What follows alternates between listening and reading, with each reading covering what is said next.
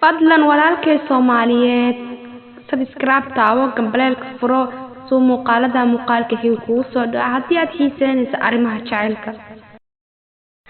5 arrimood aad maalin kasta ku muujin kartid jacaylka kala dhexeeya gacalisadaada.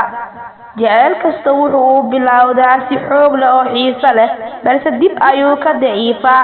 Mararka qaar lamaanaha markay isla qabsadaan caadi ahaan waxaa meesha ka baxo xiisahii iyo dareenkii cuslaa ee la isku qabay. taasina waxay keentaa inuu daciif u noqdo jacaylka.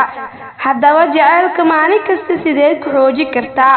1. La imaw hal abuur cusub ood ku muujin kartid jacaylkaaga. waan ku jeclahay anaa kaa daran waa xiisaha ee leedahay bilowga hore ee jacaylka. lamaanaha markii muddo wada socdaan waxaa loo baahan yahay inaad la timaadid erayo cusub oo aad jacaylkaaga ku muujin kartid.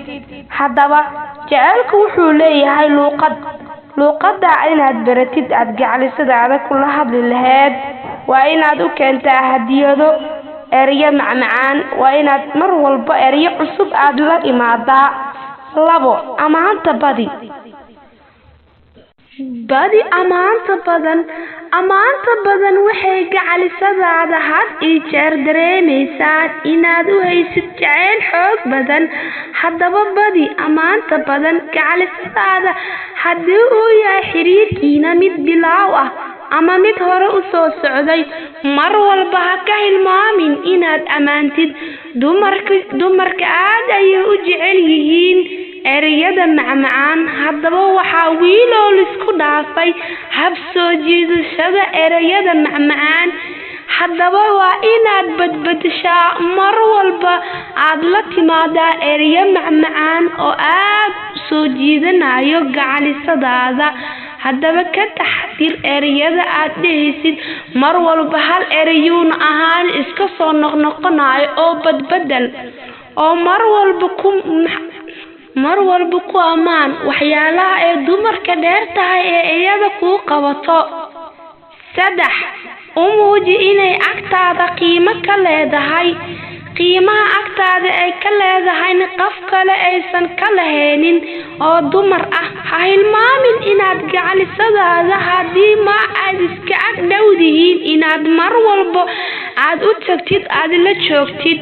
taasina waxay sii kordhi kartaa xiriirkiina inuu mar walba sii xooganaado. haddaba rag badan ayaa hilmaansan howlaha adag ay ka hayso xaaskooda guriga. haddaba adiga ha hilmaamin oo mar walba weydii waxyaabaha ku soo kordhay guriga oo ka xog wareyso gurigeeda waxyaabaha ku soo kordhay gurigiina. haddii ay maanta sidee u ahayd nolosheeda ka wareyso. 4. La kaftan gacalisadaada. kaftanka iyo qosolka badan wuxuu kor u qaadaa farxadda jacaylka iyo jacaylka aad u qabtid xaaskaaga. la sheekayso oo la kaftan had iyo jeer waxaa huwaalah inuu kor u sii qaadmi doono xiriirkiina lamaanaha. lamaano walba isfahankooda iyo kaftankooda dheer yahay waxaa huwaalah inay kuwa kale aanan kaftamin inay ka farxad badan yihiin. haddaba gacalisadaada haddii kaftanka ka xanaaqdo la imaw raaligelin aad ku raaligeli kartid. mar walbana ka tanaasul sababtoo ah dumarka aad ayay u jecel yihiin ragga tanaasulka badan oo ugu tanaasulo. 5. Ku ammaan dadka kale hortooda.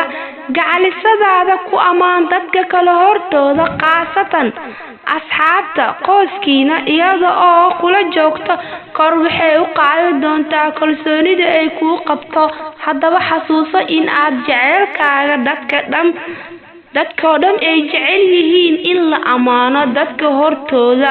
waxyaabaha ay dheer tahay mar walbana ay ku ammaanan tahay inaad ku ammaantid sida quruxdeeda, howlkarnimadeeda iyo kartideeda.